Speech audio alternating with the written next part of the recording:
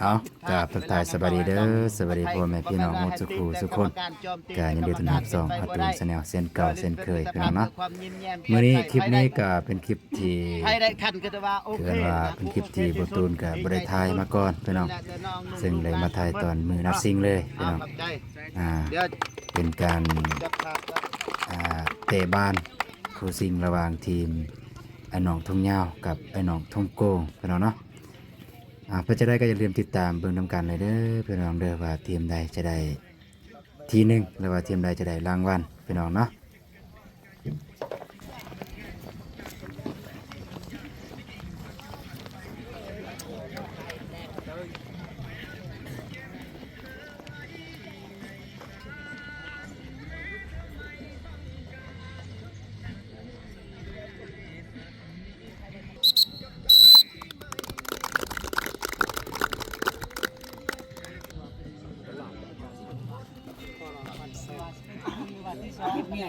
เราพนักทีมเพลงกันไรอย่างที่เราฉะนั้นมื้อนี้เนาะไอ้ดิเต็มที่ในวันรีวิวในเกมเนาะรีวิวในเกมเฮ็ดพิษเฮ็ดแห้งกันแหละให้ขอโทษขออภัยกันเนาะบ่ให้ลบเนาะฉะนั้นให้ลักๆเลยให้มีน้ำใจนักกีฬาเนาะพวกเจ้าที่เขามาฮอดซ้ำฮอดนี่กับแม่ที่เราพวกเจ้าสุดยอดแหละฉะนั้นเนาะกันลีเต็มที่ตัววันที่1ให้ได้เตะสิมื้อนั่นแหละ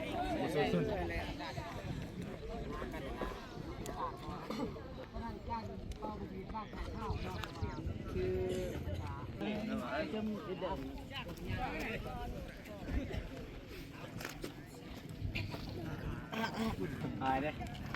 กดไปเลยยิงนี่นะไปยิงก็ไปเย็นเลยหน้า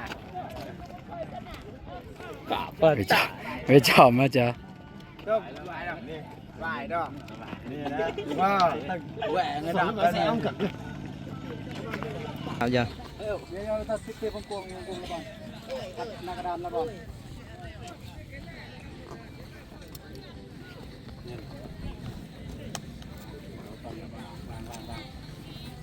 เซ็นเป็นบาทเนาะคือนับซีสตาร์เลยสำหรับกูนี่คือวางเส้นนะคือวางเส้นนะแต่ว่าอันนี้ทำงานคือบัตรแล้วแต่สมาร์ทเราแต่รู้ใจเราน้องนุ่มเราแต่คนเป็นใจแปรใช่ไหมเราตัวเลยชัดสู้กับเป็นคนในใจหมักกีฬาคุณลงเตะคุยอย่างแต่ในสนามคุณยอมรับเลยในการของเราน้องนุ่มหมดการเป็นแมงกูกูเสือไปแปลเก่งก็ดูกูนะนุ่มกูหมดก็ได้เงาเก่งก็ได้เงาก็ได้เงาเก่งนุ่มกูก็ได้เงาเก่งกูยอมรับเลยเพราะฉะนั้นไปตั้งใจแต่นะที่สำคัญใช้ได้ที่สอง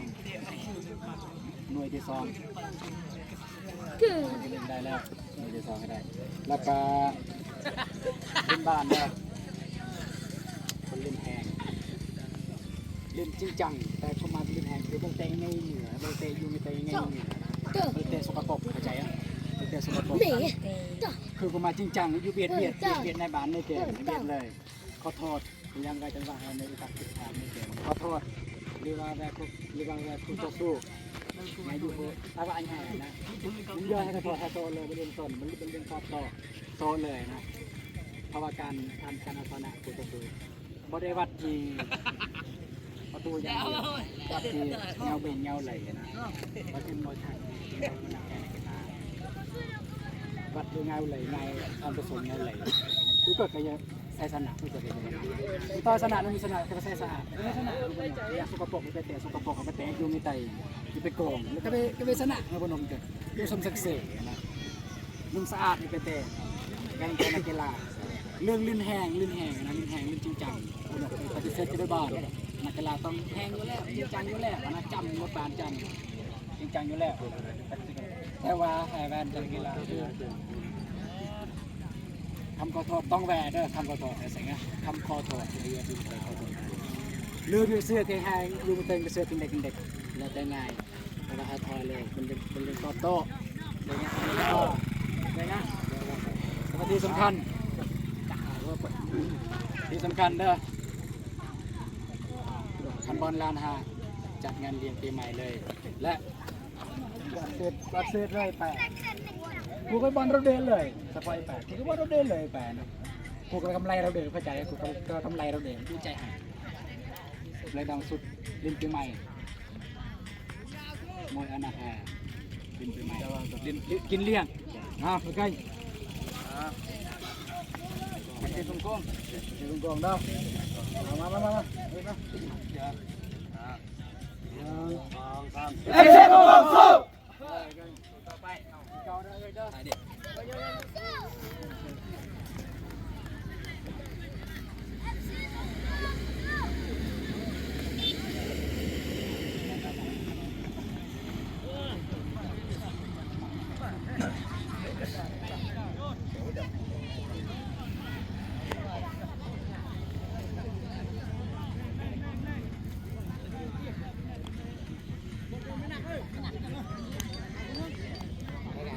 เรื่อยๆพวกเล่นมันลงเลย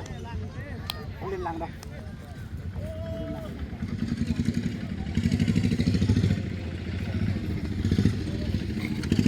บ้านมัน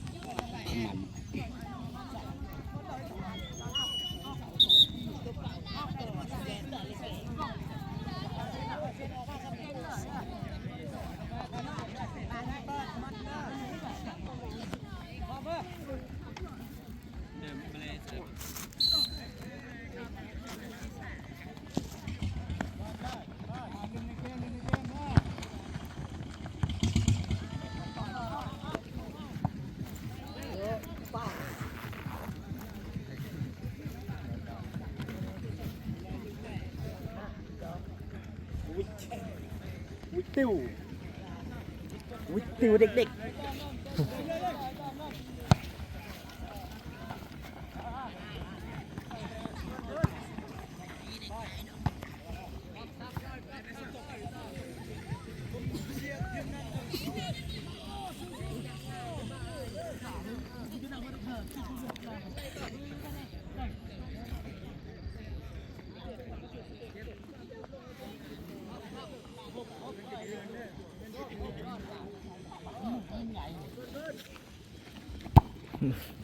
แต่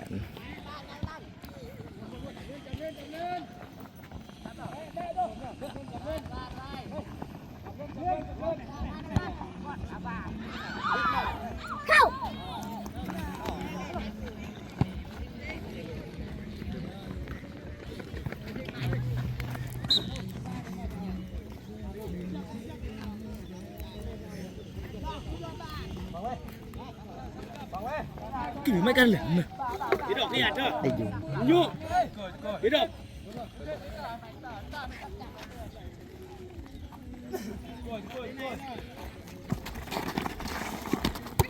เตะเลยเตะต่อ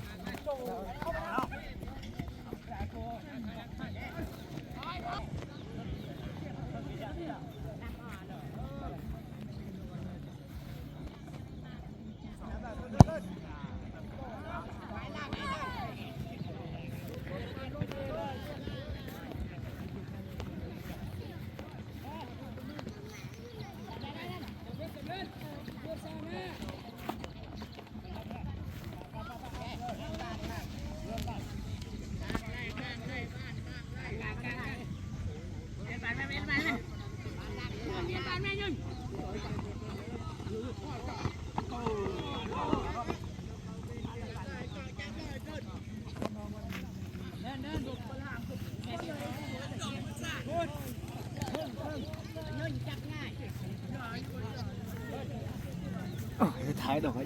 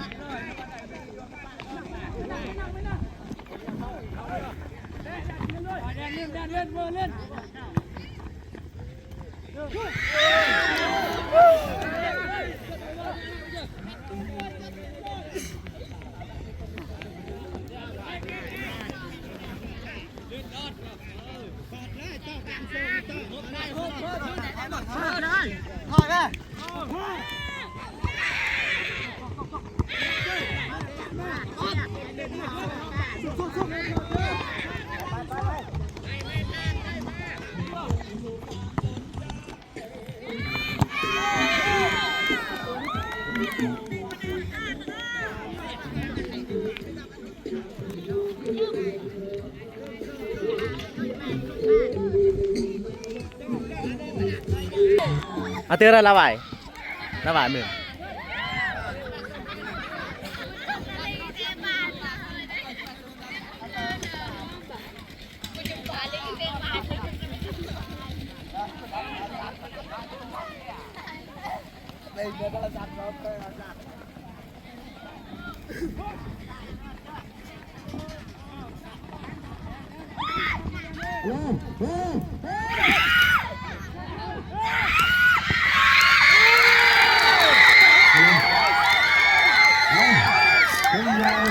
นั่นก็ได้นะ1-0น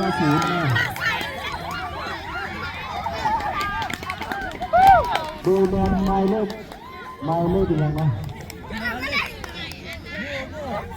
หมายเลข10จากทีมทุ่งยาว14นะทานตูนะ14แล้วก็47นะโอ้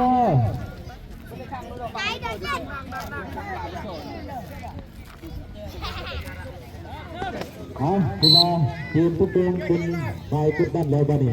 เอายิงตัวนี้ตัวเกินไปเนาะอันบัตเตอร์ไกอันบ้านเนาะระหว่างทีมผู้กงเอฟซีกับทีมทุ่งยางซิตี้เนาะ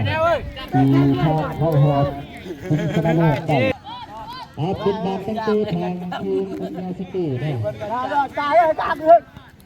เปิดมาให้แกไว้จะได้ล็อกตัวดีถ้าได้เตะซ้ายเข้าไปบอลทางตุ้งตุ้งนะเอาไปเลยยิงซ้ายเข้าไปเพื่อนเข้าไปเลยโอ้โหถือว่ายิงซ้ายเข้าไปเพื่อเป็นประตูเนาะถือว่าเป็นธรรมดาเนาะเพื่อเป็นประตูเลยเนาะไม่ใช่ประตูนะเป็นบอลตั้งตัวทางทุ่งยางซิตี้เนาะไม่ลงเข็มจะไปแจกนะครับเป็นไทยแจกนั่นเลยเอสเซอร์ต่อเลยแล้วมันจะเป็นการแบบผ่านตั้งบัตรเดินทางทุ่งยางเอาเดินมาตรงนี้เอายืดนะยืดมาตรงไหนส่งให้ดูนิดนึงเอาส่งให้เสียๆทุกคนเตะตรงนี้แบบผ่านทางเด็กนะสวัสดีเอาเกินหัวใจเอาไปได้เตะถิ่นนะถือว่ากำลังเนื้อหนังนะบอสามารถผ่านไปได้เนาะ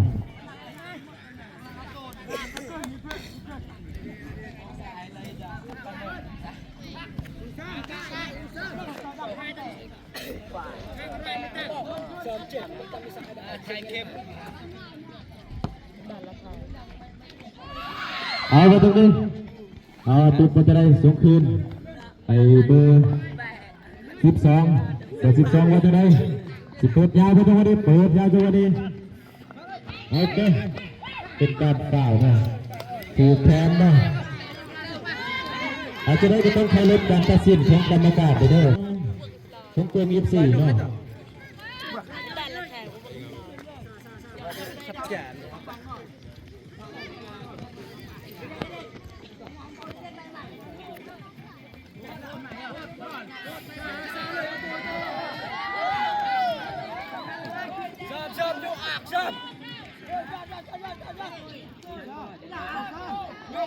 เอาเป็นบอลฟรีคิกทางชมกง FC เนาะ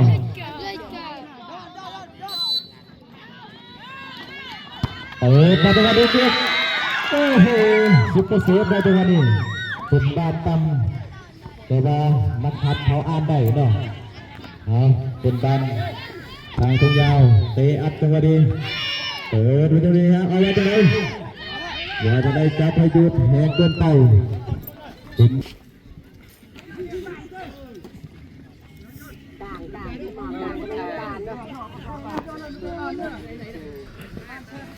เอาขอแจ้งอีกคนหนึ่งว่าสำหรับต้อง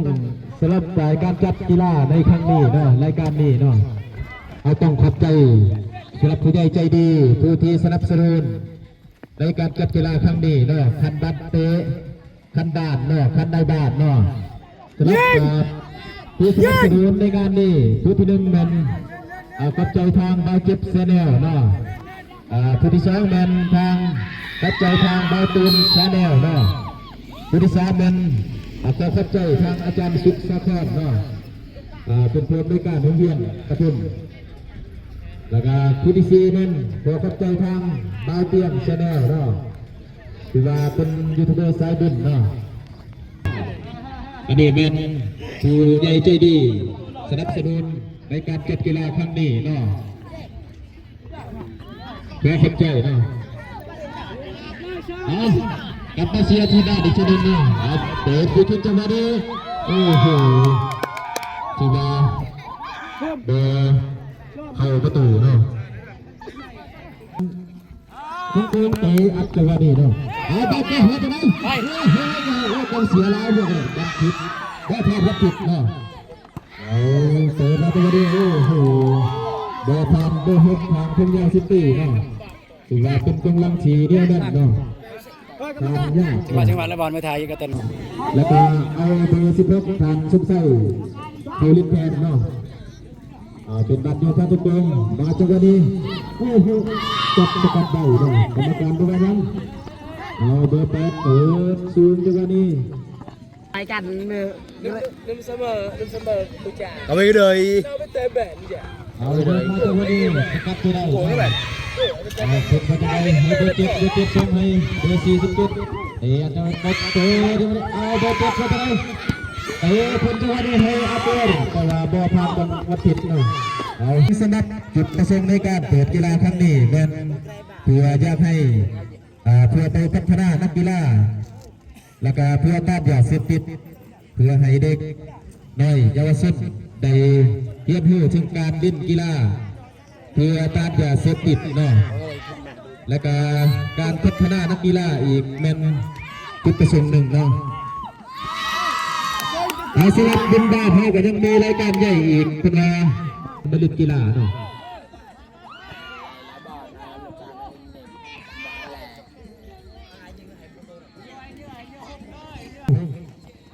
พี่สาวพี่ดาวพี่ดาวก็มีแล้ววันนี้โอ้เต็มทางเนาะถือว่ามาส่งมาเสียนักกีฬาเฮาเนาะบันโยนทางทุกดง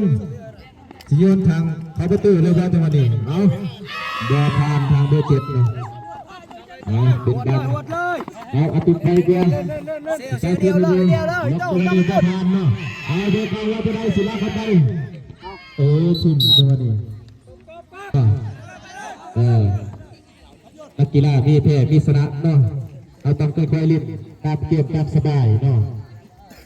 แพ้ชนะกับบัวยัง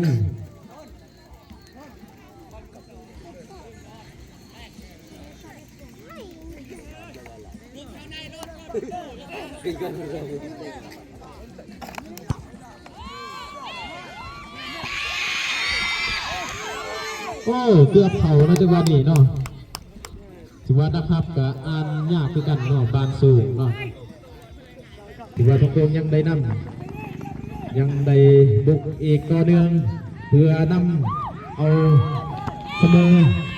เอาสกัดตัวนี้ให้อาตุก็จะได้รักษาอยู่แล้วก็จะได้ยิงจริงจะได้สกัดเอาเปิดเลยจะได้อาตุตรงยาวสกัดได้เนาะชิวาทุ่งตุ้งเปิดมาจังหวะนี้ให้เวอร์จะได้สิล็อกบอลสิสุดให้ดูว่าเปิดยาวจังหวะนี้บอลผ่านทางกำลังทุ่งยาวซิตี้เนาะทางสุ่มเสริมถือว่าบอลธรรมดาเนาะ ต้องขอบใจสำหรับผู้ใหญ่ใจดีอีกเช่นหนึ่งเนาะผู้ที่สนับสนุนทางกีฬารายการนี้เนาะถือว่าการจัดกีฬาในครั้งนี้ทั้งมีทางผู้ใหญ่ใจดีเฮาได้สนับสนุนเนาะเลยบ้านเลยบ้านเฮ้ย เอากรรมการเบิ่งนักเตะไปด้วย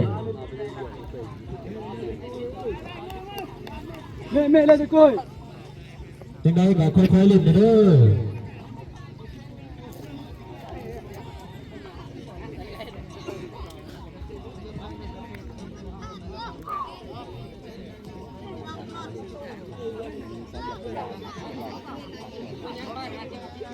กรรมการต้อง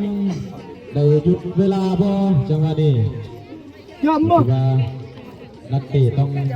ขอโทษกันเนาะ เล่นได้มาเล่น ถือว่าเป็นบ้านบ่ได้ตั้งใจเนาะถือว่าบ้าน50-50เนาะ ได้ช่วยได้นะหมด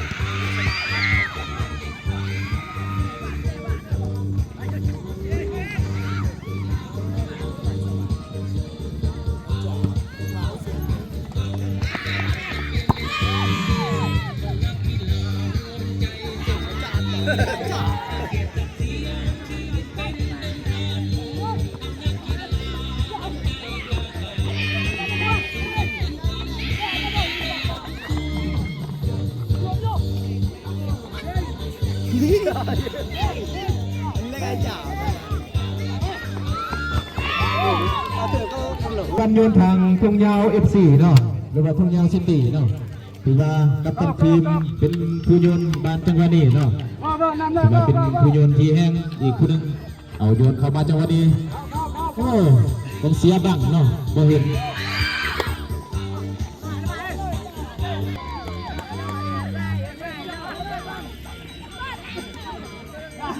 หลังไม่จับ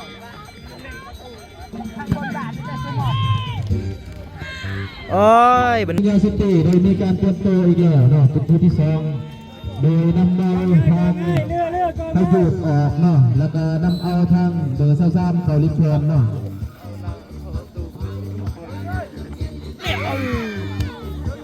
โอ้ยบ้านพาว โอ้ยบานขับ ยืดเลยเอ้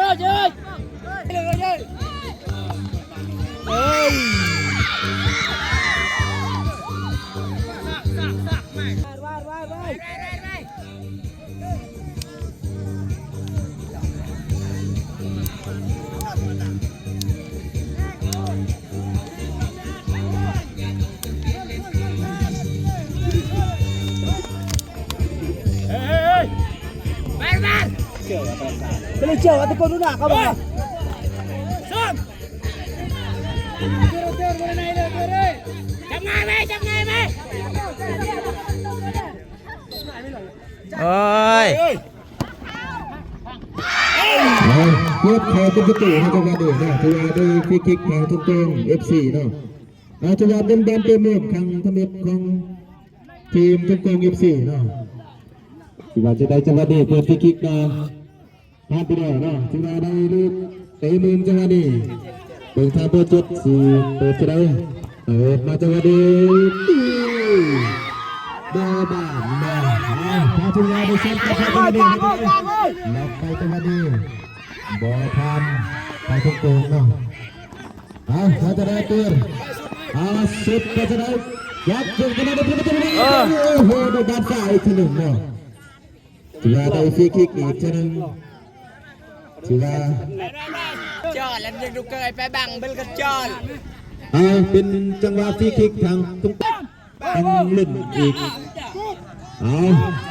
กรรมการไปบริเวณแล้วเตะอัดจังหวะนี้ไปสูง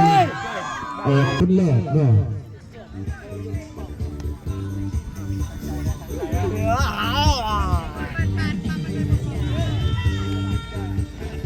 โดยนำเอา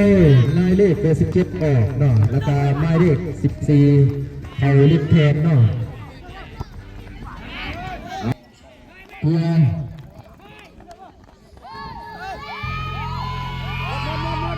จังหวะนี้เบิกทะลุต่อจังหวะนี้เอาล็อกจังหวะนี้เป็นไม่ได้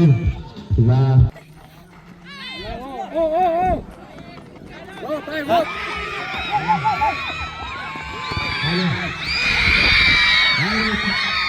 turun kalau ni, no, kan siapa no, bohong no.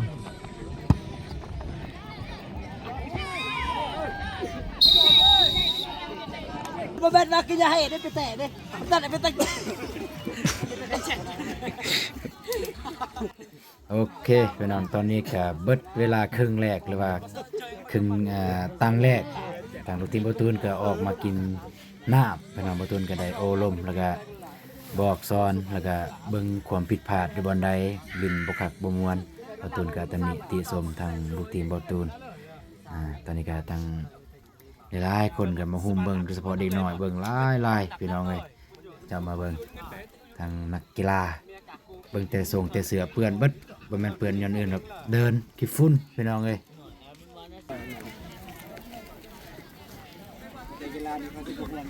เข้า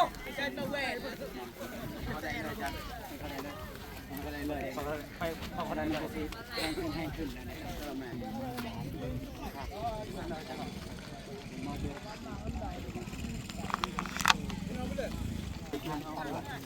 แต่เลยเขาแต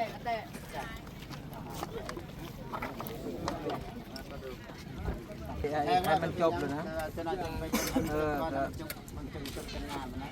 ผู้ดำเนินการก็ดำเนินได้เตะได้เป็นยังคอยเตะจะได้ต้องเข้าไปเยี่ยมเบิ่งห้องที่ไทยแบบไปเบิ่งไปหลายคนแล้วก็ท่านได้นั่งเลยให้มันจบรายการจบว่ามันบ่งานมันนั่นต่อไปเขาจะได้ว่ากีฬาเข้ามาซอยยังบ่ได้นะชนะคือไปได้ชนะให้ไปเบิ่งเย็นนะตุ้นนะจะแต่งไหน จะมาเป็นโมเนี่ยแรงมอตัวเลยนะเป็นตัวก็จะมาเป็นคนมามาเป็นลูก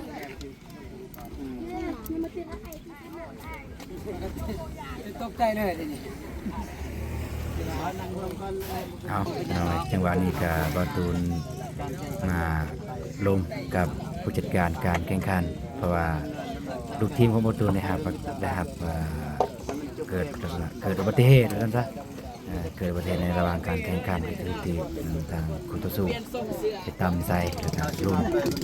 ลงกับพื้นดีนะครับบาดเจ็บคือบาไหลหักไปหน่อยได้เบิ่งนำคลิปของเบาเตียงเบาปนงหรือว่าเบาเจ็บซึ่งบ่เจ็บก็ได้พาไปห้องหมอพี่น้องแล้วก็เขาก็ได้พาไปหาหมอเป่ากับประเทศเรียบร้อยพี่น้องเลยก็ตอนนี้ก็ยังอยู่ในระหว่างการ โอลมกับนักกีฬาบอลตูนก็ไปปลุกระดมโอลมนักกีฬาใบถอยกระเทินและทีมงานหรือว่าลูกทีมเขาได้รับบาดเจ็บแล้วก็สู้เพื่อคนที่รับบาดเจ็บพี่น้องเนาะมันแต่ว่าเป็นจังใดก็ อย่าลืมเบิ่งน้ำกันเลยพี่น้องว่าแต่ในระหว่างสองทีมนี้มันทีมใดได้รับชัยชนะพี่น้องไป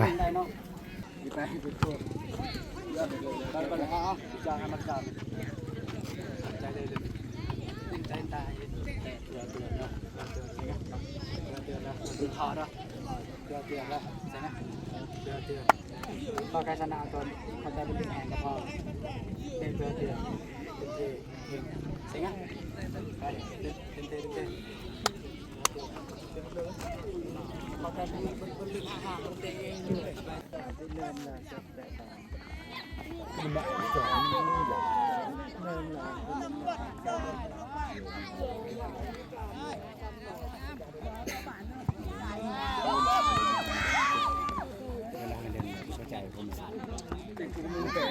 17จะมาเสียง17ได้ถึง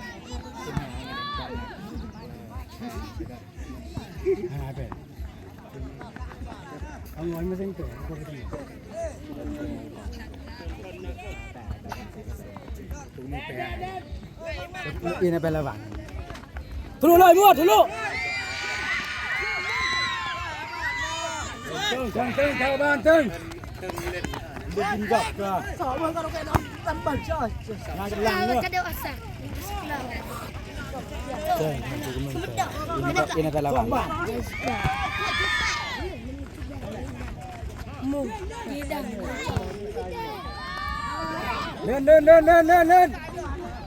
กลางโลกม้วนกลางเอ้ยตึ้งเอาบอลลงตึ้งไปละเล่นบอลยิงหลอก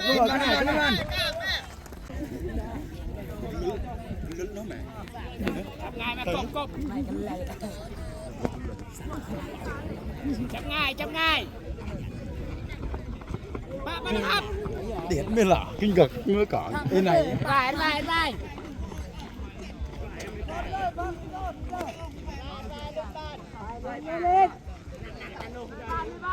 โอ้โหยืนตัวขับ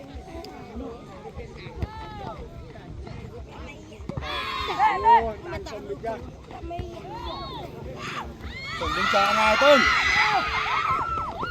ใช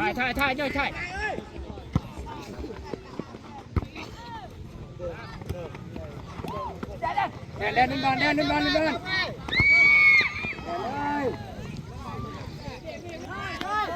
ยกใช่หมดใช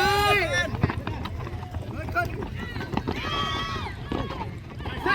ให้เลยโจ้ให้เลยเฮ้ยเล่นบอลเลยไปโอ้เล่นไหนนะเล่นมาลูก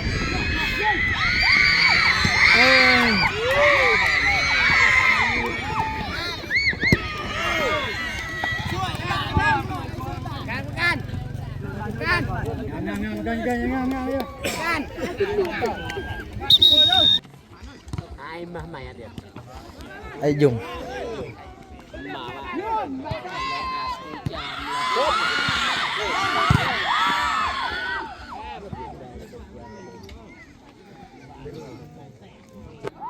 มันเลอะระบายเลยไงมั้งอะไรยังทางเลยอมเลยอยู่ใจบ่าสุดแท้เอามือคอยเย็นเลยจะไม่โดนเด็กที่ตัวโสดจะโดนเด็กแต่บาดยายสุวรรณมันซีนะมั้งไปวิ่งซีอ๋อเนี่ยจอดอย่างนี้แต่เริ่มเดินติดละเลยนักเวทแต่บาดเลยไปเอาเยอะมาตั้งแต่เลยอยู่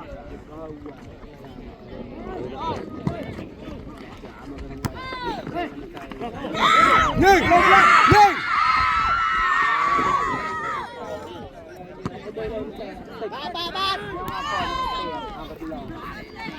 อย่าทำงานป่ะเอาไอ้ยง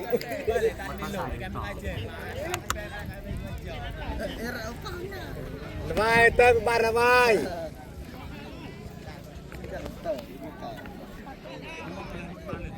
ขึ้นจับง่ายขึ้นกรรมการช่างตึกก็ใช่เลยตัวเลยฮะทำเรามันโยกด้วยเนอะ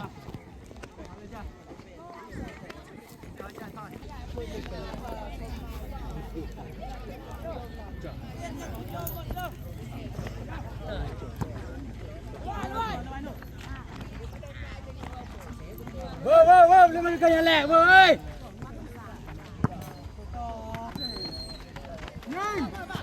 อยู่ท้ายไปอยู่จับเล่นจับเล่น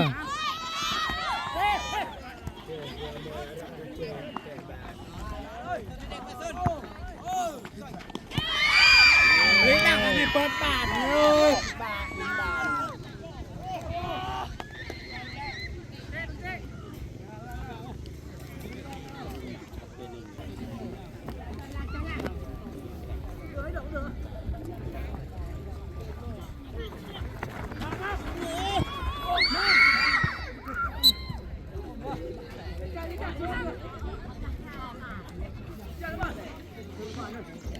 ตึ้งตึกราตึ้งตึกราก็ตัด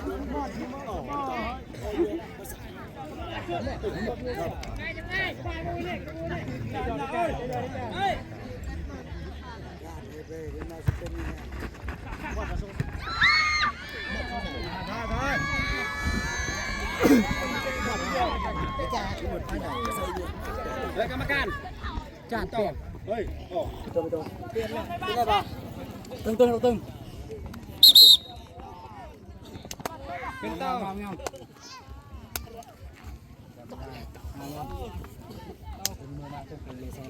ไปเล่น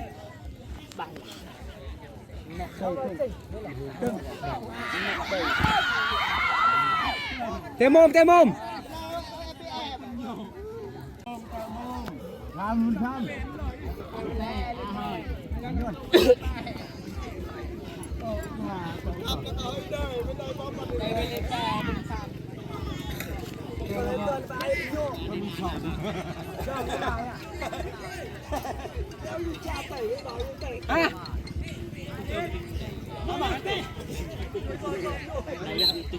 ำง่าย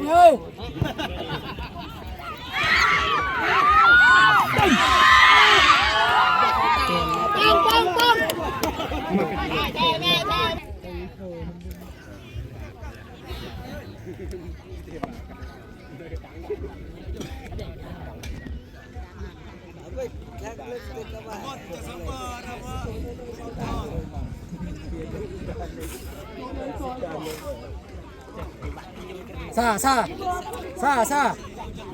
าเฮ้ยสุดย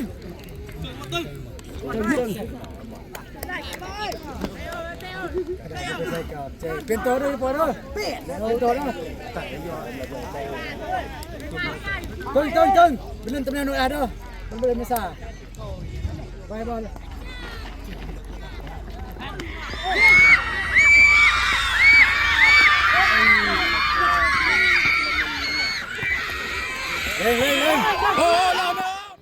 โอเคพี่น้องเนาะก็เบิดเวลาการแข่งขันในเวลานี้ก็คือเป็นการดวลจุดโทษพี่น้องเลยการดวลจุดโทษเพราะว่าได้สกอร์ในเกมการแข่งขันก็คือ1 ประตูต่อ 1พี่น้องเลยก็เลยมาดวลจุดโทษพี่น้องไปเบิ่งนำกันเลยว่าทีมใดจะได้แซมหรือว่าทีมใดจะเป็นห้องแซม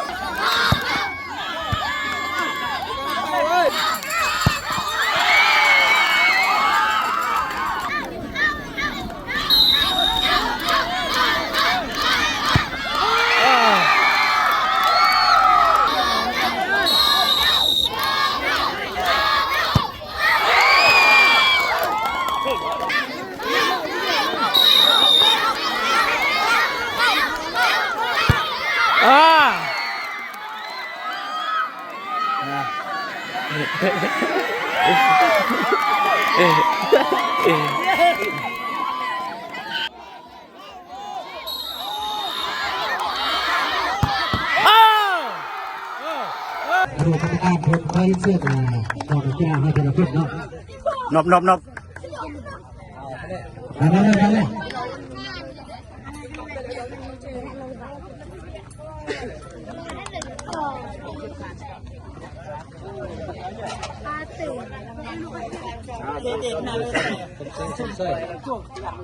เข้ากับบาดเจ็บคนหนึ่งเนาะจะเป็นเรื่องน้อย ครบเรียนหลวงพ่อกันมาจากครบเนาะ เรืออันหนึ่งเขาว่านักกีฬาเขาครบคนหนึ่ง โอ้ เอาเตือน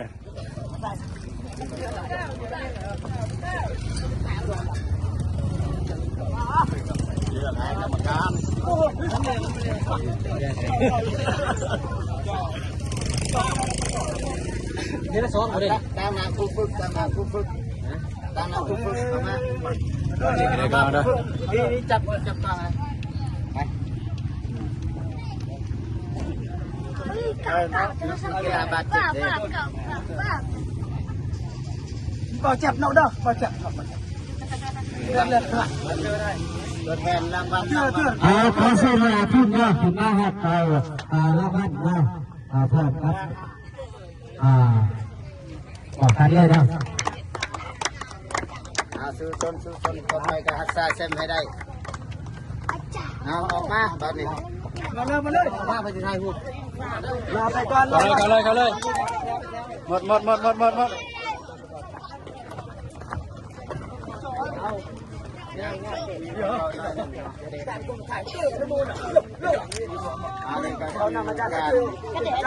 ว่าใส่ไม้เลยก็ได้ก่อนว่าใส่ไม้ก็ได้ อันนี้ก็คือการมอบรางวัลเนาะข้าพเจ้าในนามผู้การมาจัดการ อย่าเอาตัวมาเ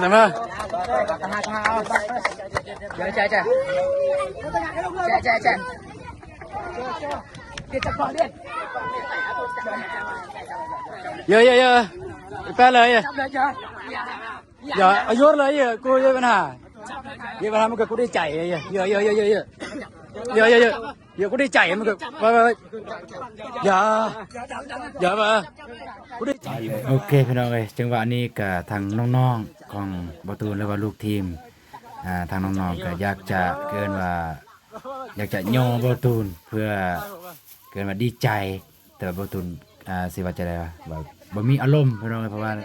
ลูกทีมบอตูนคนหนึ่งได้รับบาดเจ็บก็คือตอนนี้อยู่ห้องหมอพี่น้องก็คือบอตูนมันมีอารมณ์ฟ้าวแต่อยากไปเบิ่งน้องเพิ่นพี่น้องเนาะเราไปเจิง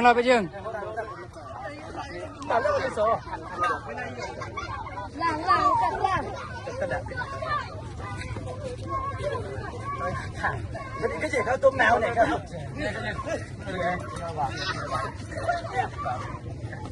เลยกัน อย่า หลังหลังเลยบ้านเข็บเป็นเล็กเข็บเลย พี่เก็บ อย่า ไป เขาตึงมาก่อน เยอะไม่บาดเลย เดี๋ยวลองให้จับกล่องหน่อยเดี๋ยวก่อนจะก็ตอบเป็นยังก็จะเอาอะไรอย่างจะสอบถ่ายมันนำเที่ยวเยอะก็ไปกาไปเด็กกาไปเด็กจ้าแป๊บเดี๋ยวมันยัง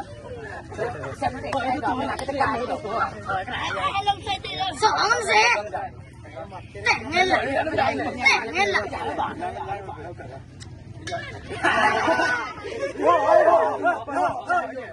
ไอ้แปะโหเลยไอ้แปะ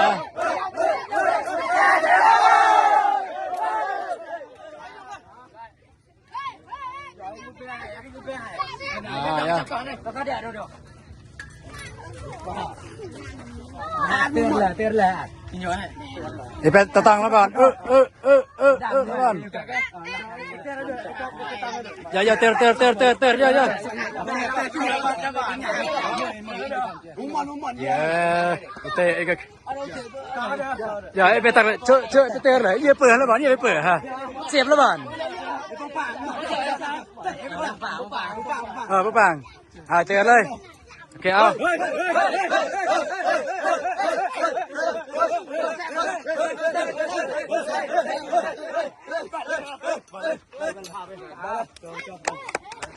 สมเสยเอฟซีทุ่งสมเสยคนนักเลยไทยเยอะ ก็เอาหูก็ตึงตัว อย่าการิงอย่าทายมันหลักกันกุยเอ้ยยังไงก็แจ๋ แชร์ได้ดอกไม่ไทยอย่างเอากลับไทยระบายโจบเลยโจยอ่ะ อ้าวพี่น้องเอ้ยก็สุดท้ายสุดก็เป็นลูกทีมของเบาตูนได้ครับรางวัลชนะเลิศพี่น้องก็คือได้ ที่หนึ่งพี่น้องจะมีขันรางวัลแล้วก็เหรียญพี่น้องเอาสำหรับคลิปนี้บ่ตุนก็สิจบคลิปเพียงเท่านี้ก่อนพี่น้องนะแต่ว่าเจอกันในคลิปต่อไปเด้อพี่น้องเด้อสำหรับคลิปนี้ก็บ่ได้มีหยังหลายแม้แต่มาอัปเดตเบิ่งให้พ่อแม่พี่น้องได้เบิ่งในการแข่งขันกีฬาในครั้งนี้อาจจะบ่ถูกบ่ตอบในประการใดก็ขอโทษขออภัยในเวลาเด้อพี่น้องเด้อไปบ๊ายบาย